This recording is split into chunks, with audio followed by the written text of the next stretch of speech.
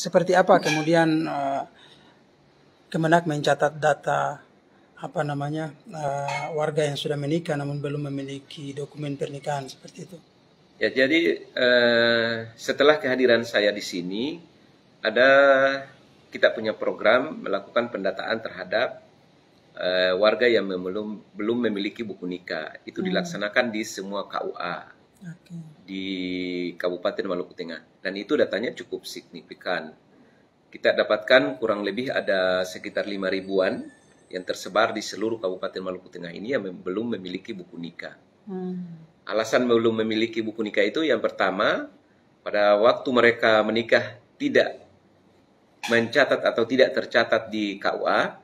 Yang kedua, memang pada waktu itu rentang kendali di Maluku Tengah, di mana sebelum pemekaran, kadang masyarakat itu mau datang ke KUA untuk melaporkan peristiwa nikah, itu tidak mampu.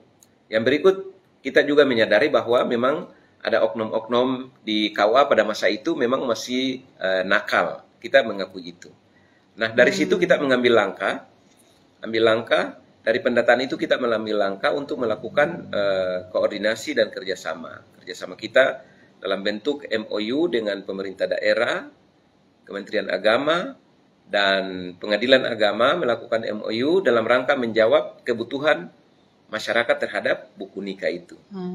Maka tahapan-tahapan kita adalah pelaksanaan sidang di luar pengadilan atau di luar kantor, atau disebut dengan isbat nikah kepada pasangan-pasangan yang ada itu. Sampai dengan hari ini kita telah melakukan sidang di beberapa kecamatan. Yang pertama di Salahutu, Lehitu Barat, dan Teluti, serta Amahei dan TNS. Dan itu jumlahnya sudah 1.000 lebih yang kita salurkan buku nikah. Jadi ada berapa banyak yang kemudian diisbat nikahkan kemarin? 1.000 lebih yang kita sudah laksanakan di wilayah-wilayah itu, sebanyak 1.000 lebih. Nah, kita punya stok buku nikah untuk pelaksanaan isbat ini kan masih ada. Tinggal saja keinginan masyarakat. Kalau ada masyarakat yang butuh itu, yang penting yang terkendala kita itu adalah soal anggaran. Karena pemerintah daerah menyiapkan anggaran terbatas, kemudian Pengadilan Agama juga mungkin menyiapkan anggaran juga terbatas. Tapi kalau untuk buku nikah, dengan adanya isbat, buku nikah dari kita itu kan dikenakan Rp0 sebetulnya, tidak berbayar. Jadi untuk di Kementerian Agama tidak ada masalah. Terima kasih sudah nonton. Jangan lupa like, subscribe, dan share ya.